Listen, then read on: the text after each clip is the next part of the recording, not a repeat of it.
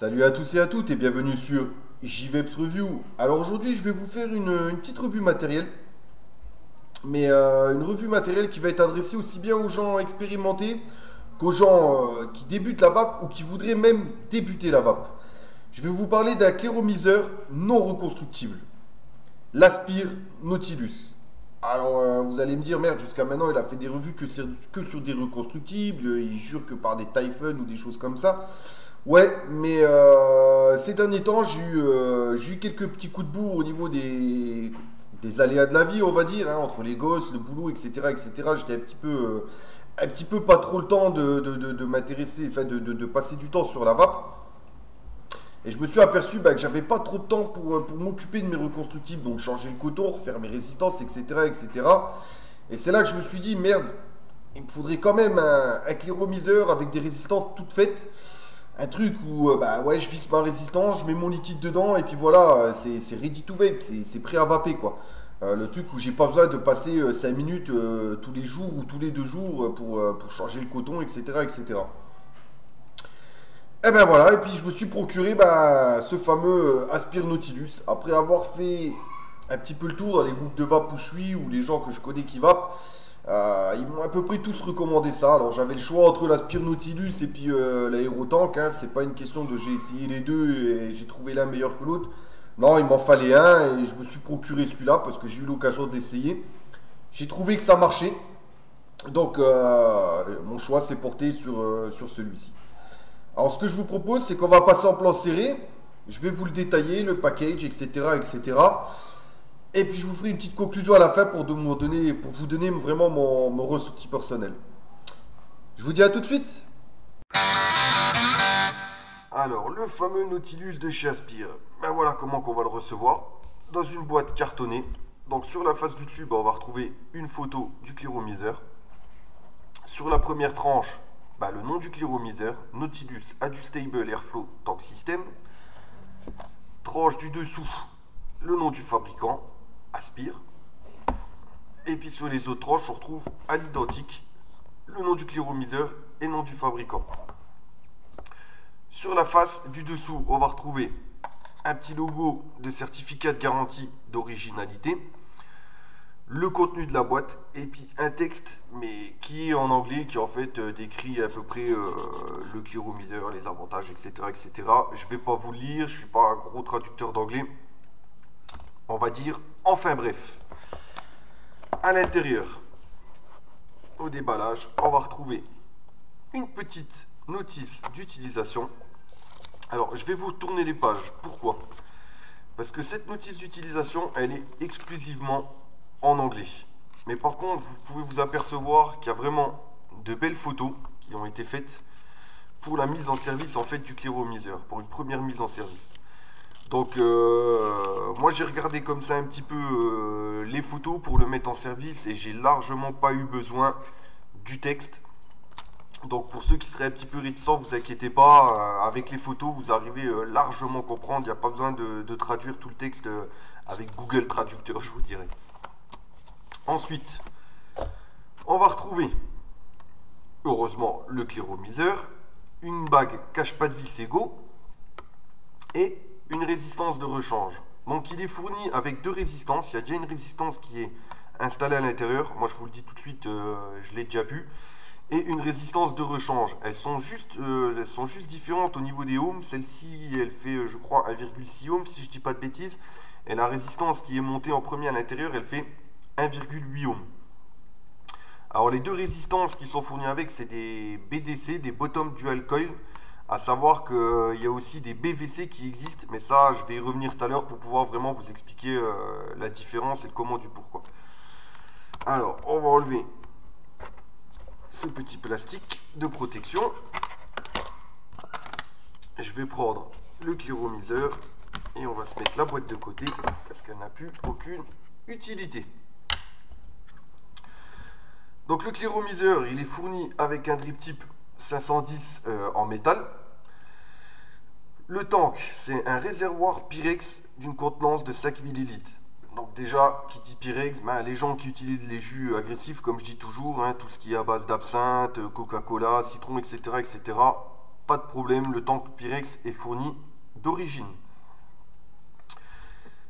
Ici, on va avoir une bague rotative, hein, bien sûr, il fallait que ça arrive, une bague rotative qui va nous permettre en fait de régler l'airflow. Eh ouais, il y a un airflow control dessus. Donc il est percé de 4 trous. 4 trous de diamètre différents. Il y a un 0,9 mm, donc il sera le tirage le plus serré. Ça va jusqu'au tirage le plus aérien qui fait 1,8. Et entre les deux, ben, vous avez 1,1 et 1,4 mm. Donc airflow control qui est vraiment superbe. Ça permet vraiment à chacun de pouvoir, je dirais comme d'habitude, de chacun de trouver son propre tirage, on va dire.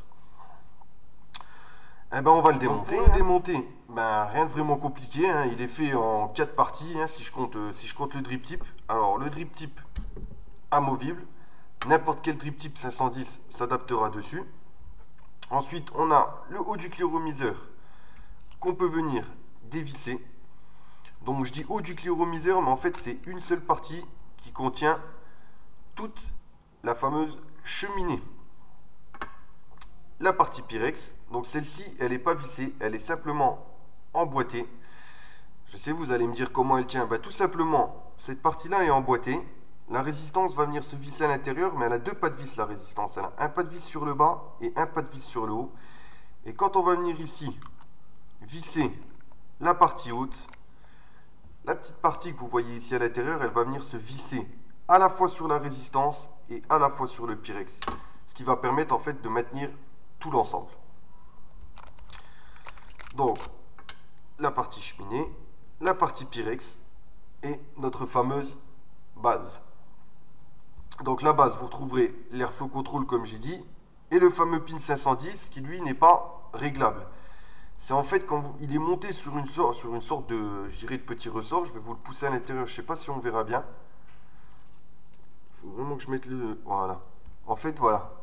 Vous le voyez un petit peu bouger là à l'intérieur, c'est vraiment pas énorme, mais quand vous allez venir visser votre résistance, en fait, elle va venir appuyer sur ce pin 510. Donc, il n'y aura plus possibilité ni de le monter, ni de le descendre. Ben, ce que je vous propose, c'est que je vais prendre une résistance, je vais la monter, on va faire le remplissage, et puis on verra comment que ça va. Alors, au niveau des résistances, l'Aspire Nautilus, il a un petit peu été critiqué au début, parce que les premières résistances qui ont été faites, ils ont appelé ça les BDC, les résistances Bottom Dual Coil. En fait, elles posaient quelques problèmes aux utilisateurs. Ils avaient soit des glouglous, soit des fuites, etc., etc. En fait, les gens, apparemment, d'après les forums que j'ai parcourus, ils en étaient pas très satisfaits. Et Aspire, ils ont contré la chose avec ces nouvelles résistances qui s'appellent les BVC, qui en fait sont des Bottom Vertical Coil. Alors, elle est où la différence entre les deux? Les BDC, en fait, c'était Bottom Dual Coil, c'était une double résistance. Mais 2 résistances posées à l'horizontale. Là, les nouvelles résistances qu'ils ont faites, les Bottom Vertical Coil, elles sont plus à l'horizontale, mais comme le nom l'indique, hein, elles sont debout, à la verticale. Donc, moi, j'utilise les BVC, hein, parce que si je parcours les forums, comme dit que les BDC, ça ne marche pas, que les BVC, ça marche. Je ne vais pas me tracasser, je vais prendre tout de suite ce qui marche. Alors moi, en l'occurrence, les résistances que j'ai prises, c'est des 1,8 ohms. Je vape sur de l'électro, j'aime bien, généralement je ne vape pas 2 ohms, donc j'ai pris ce qu'il y avait de plus haut. Il faut savoir qu'elles existent en 2 versions, 1,6 ohms ou 1,8 ohms. Les BDC, donc ce qui sont les Bottom Dual Coil, au cas où ça intéresserait quelqu'un d'acheter ces fameuses résistances, là elles existent en 3 versions, elles sont 1,6, 1,8 ou 2,1 ohms. J'ai pas essayé les premières résistances, je peux pas vous dire si c'est vrai ce qui se raconte ou si c'est du faux. Moi j'ai essayé celle-là et je peux vous dire, pour vous en apercevoir, il y en a une qui marche, qui est plus là. Ça marche très très bien. Donc moi, si je devais déjà faire une recommandation, partez sur des BVC. Voilà, on va s'en ouvrir une. C'est un petit peu comme les petits médicaments. Voilà la fameuse résistance. Donc sur la résistance, ben, ça va pas être trop évident de... Je veux bien essayer avec peut-être... Voilà. Donc on va retrouver 1,8 ohms qui est écrit, donc c'est bien des 1,8 ohms qui sont montés avec. Et l'autre gravure, j'ai jamais vraiment fait attention. Voilà, il vous donne un peu une plage, on va dire une plage d'utilisation, 3,3, 6 volts. Donc c'est une plage qui est vraiment assez large, on va dire. À l'intérieur, ben, on verra pas grand chose. C'est un petit peu comme le principe des cartos, hein. On voit la mèche, on voit le petit trou à l'intérieur qui laissera passer la vape, on va dire. Donc ben, ce que je vais faire, hein, je vais aller la visser dedans tout simplement. Donc comme je vous disais tout à l'heure, avant que je la mette dedans, on peut s'apercevoir qu'il y a un pas de vis, qui est ce fameux pas de vis qu'on va venir visser sur la base. Et ici au-dessus, on va retrouver un autre pas de vis. C'est le fameux pas de vis qui va venir, où la cheminée va venir se visser dessus. Donc comment que ça se passe? On va prendre notre base, tout simplement, vraiment rien de compliqué. On prend la base, on vient y visser notre fameuse résistance.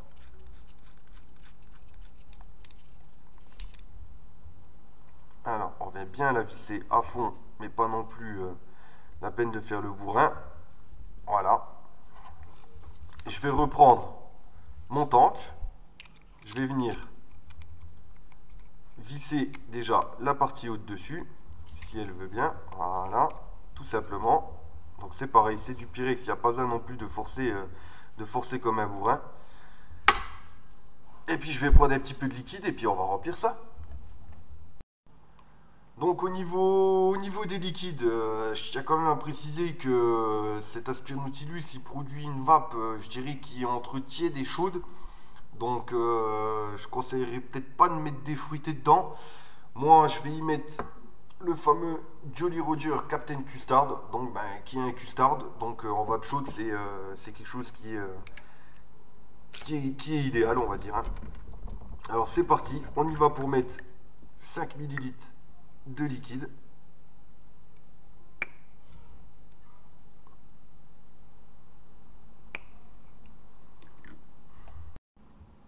Voilà, j'ai quand même fait une petite coupure pour vous passer le petit temps pipette tank. Donc j'ai rempli, une fois qu'on a rempli les 5 ml, ben, il suffit juste de venir reprendre notre base. Et ce qu'on va venir faire, c'est déjà, dans un premier temps, alors c'est un peu dommage parce qu'avec le liquide, je ne vais pas trop pouvoir l'incliner, c'est venir prendre le haut de la résistance et déjà venir le glisser dans cette fameuse cheminée. Et ensuite, tout ce qui reste à faire, bah, c'est visser délicatement pour que le tank s'insère sur la base. Donc on visse, tout simplement. Bien visser à fond.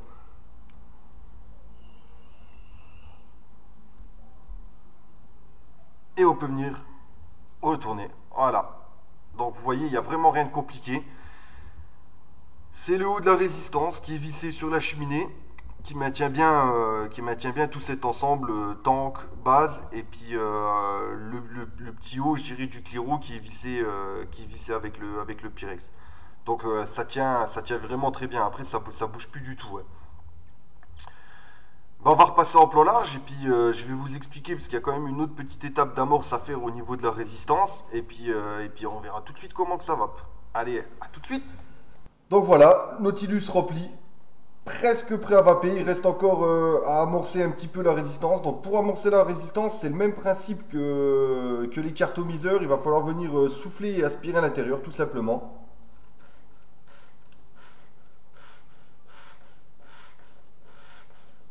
Vous voyez, vous avez pu voir, il y a une petite bulle qui est remontée. On fait ça 4-5 fois, et puis c'est ready to vape.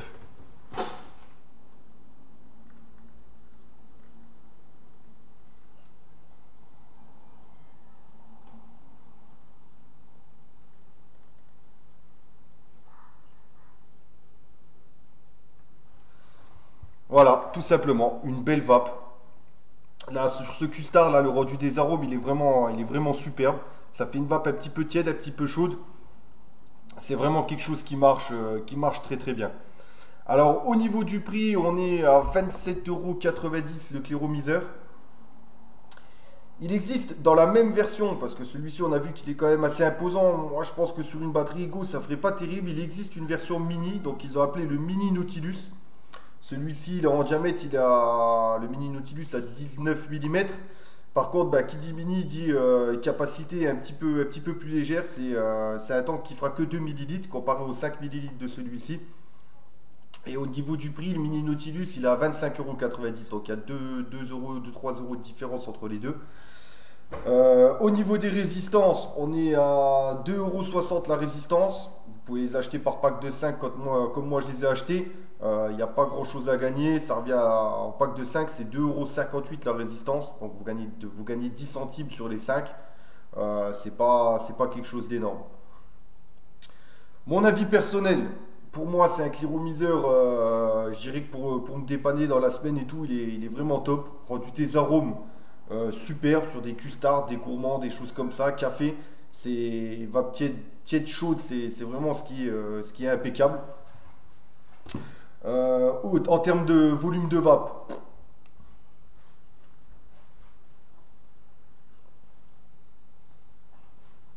voilà, et je vous cache rien, hein. 12,7 watts, donc je lui envoie vraiment pas beaucoup dans la tronche, on va dire. Et on a déjà un volume de vape qui est vraiment conséquent. Donc si moi je devais donner un avis honnête, ouais, vous pouvez y aller tranquillement. C'est un Clairo qui marche bien. Son prix, il est plus que correct. Les résistances, moi j'ai déjà vapé une semaine quasiment constamment avec. Ça dure une semaine. Ça dure une semaine, hein, et moi je consomme à peu près 10 millilitres par jour. Donc 2 pleins par jour sur une semaine, ça vous revient à, comme j'ai dit, 2,60 €. Je trouve que c'est un prix qui est encore assez raisonnable pour un truc où vous n'avez pas besoin de vous casser la tête. Vous dévissez, vous revissez, vous faites le plein. Ça vous prend, allez, on va dire 1 minute pour grossir la chose et vous avez un cléromiseur qui est prêt à vaper. Les débutants, vous avez pu voir, il n'y a rien de compliqué à utiliser ce cléromiseur. Non, franchement, moi, j'en ai pas essayé des tonnes, mais celui-ci, il me convient parfaitement. Voilà, c'était ma petite revue sur le Nautilus de chez Aspire. Très bon cléromiseur, rien à dire. À vous de voir si vous voulez vous laisser tenter par l'expérience ou alors si vous arrivez déjà à vous contenter du matériel que vous avez. Je vous dis à bientôt pour une petite revue sur JVEPS Review et surtout, restez des vapoteurs libres.